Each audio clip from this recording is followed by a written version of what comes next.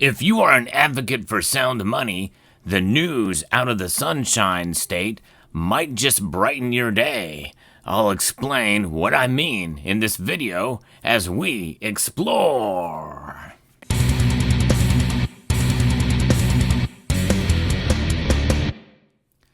The revolution for sound money, as I call it, is in effect, and there are going to be battles that we lose, as I mentioned, with what's going on in the state of Washington right now.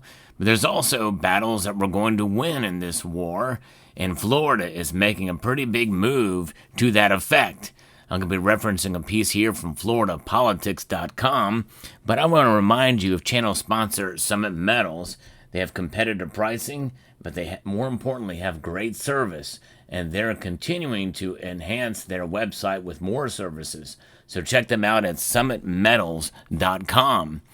Now, what's happening in Florida is sort of a little bit different than what we're seeing in some other states, and there may be a slight delay, but we are starting to see move in that direction because Ron DeSantis has just mentioned that he is on board to sign a bill to make gold and silver legal tender.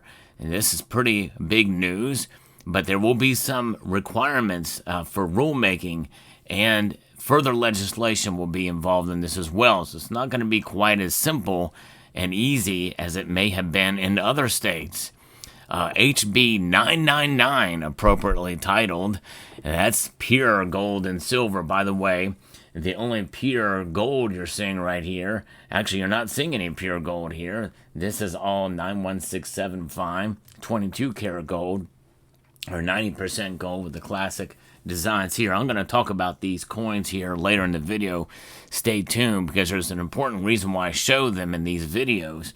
Anyways, HB 999 recognizes gold and silver coin as legal tender for payments of debts, but it also mandates additional requirements regarding privately insuring deposits, security, record keeping, and maintaining separate ledger accounts for money services that effectuate transactions involving gold or silver coin. And I don't know what some of these other states are doing to manage some of this, but this is actually smart that they're doing this, because I've not heard of this thing happening in other states. I think it just basically gives states the ability to be able to recognize it for transactions, but essentially it leaves it up mostly to the private sector. But this is probably something good to do for record keeping and ensuring deposits security and that type of thing. But the final bill will also require the Chief Financial Officer and the Financial Services Commission to adopt rules implementing the bill and submit them to the legislature by the 1st of November. So there's going to be some time before it can be signed. And in the Senate language, imposing more guidelines for the bill. Republican Representative Doug Bankson, who is the House sponsor, said that the amendment strengthens the House bill and provides a longer runway for implementation, while clarifying purity provisions and consumer protections. Folks, we got to remember, Florida is one of the largest states in the union by population. There's a lot of people there, and a lot of transaction, a lot of economic activity. And so it's probably good that they're being careful with how this is done, because we want it to be a success. There's no question about that. And so it'll be very interesting to see how it plays out. And so this is something that is going to be very interesting to follow along the way to see where it goes.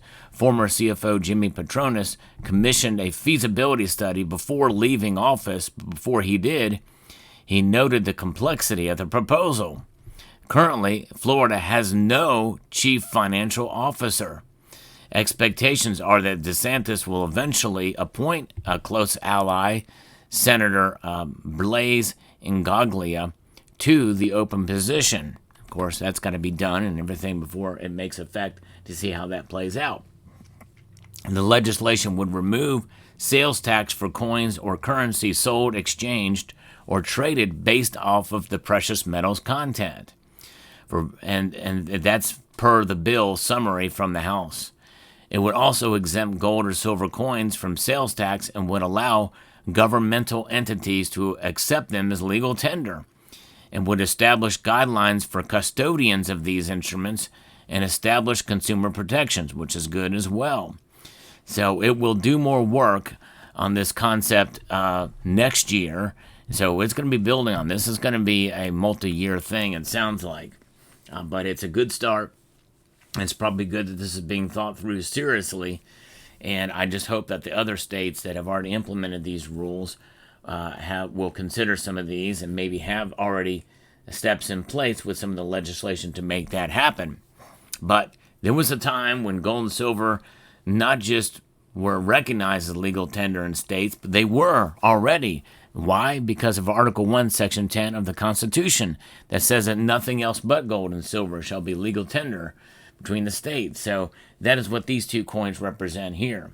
I think it's important to recognize and understand that it wasn't that long ago when at least silver traded regularly for transactions. It was transactional currency. And the paper money, even though there was a dual system, there was silver in our coins. You had some United States notes, but it was along with the Federal Reserve system. The Federal Reserve is the note that is legal tender for all debts, public and private, with the key word being debt. These are assets, asset money. That's what gold and silver are. And so when you look at these two coins, the silver coins traded up until 1964 across these United States. And in fact, even for part of 1965, because the United States Mint utilized silver from the stockpiles that we had and basically depleted it by minting 1964 coins in 1965. So 1965 was sort of a crossover year. Notwithstanding, gold traded as well, but not nearly as much and as often, but it still did.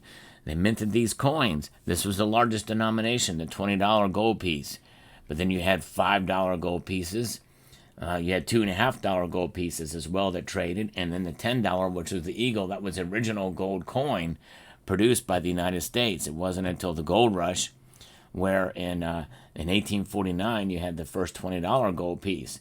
Traded very, very rarely because gold was much more expensive, but $20 was a lot of money back then, no question about that. And it was up until 1933 when gold was essentially confiscated, and then silver traded up until 1964. But, going back to the way it was really is essentially what's happening. And it's kind of a shame that the Florida needs to actually really tweak a lot of things legislatively and regulatorily in order to make this thing work, because everything's been set up for the Fiat system for so long that going back there is going to be a challenge, and it will be a challenge even for all those states where it has already been passed muster and it went through the legislative process, Utah being chief among them.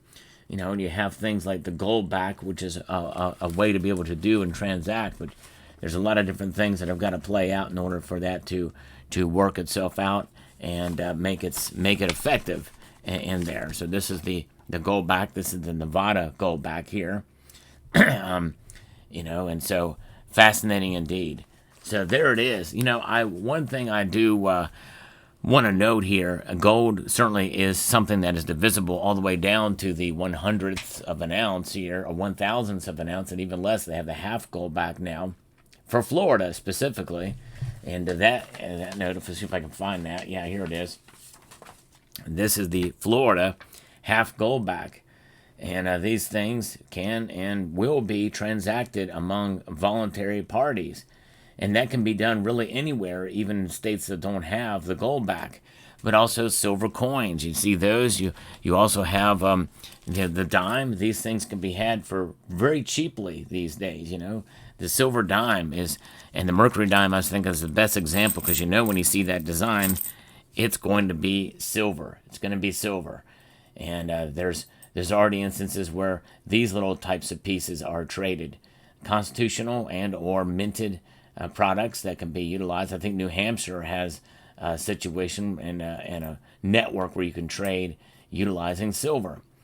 People do it all the time in states that don't even recognize as legal tender, because The Constitution already says it's legal tender. But you know what? We don't need laws.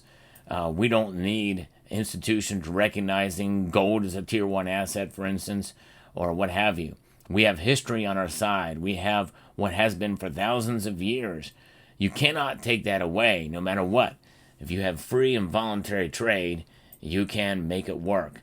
But it is nice to see states do this because they understand what's going on with the dollar and the inflation that befalls us.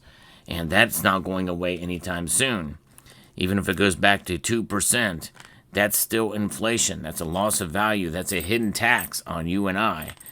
And I don't know about you, but I'm not a fan of any kind of taxes the way our government is spending it these days, whether it be hidden or not.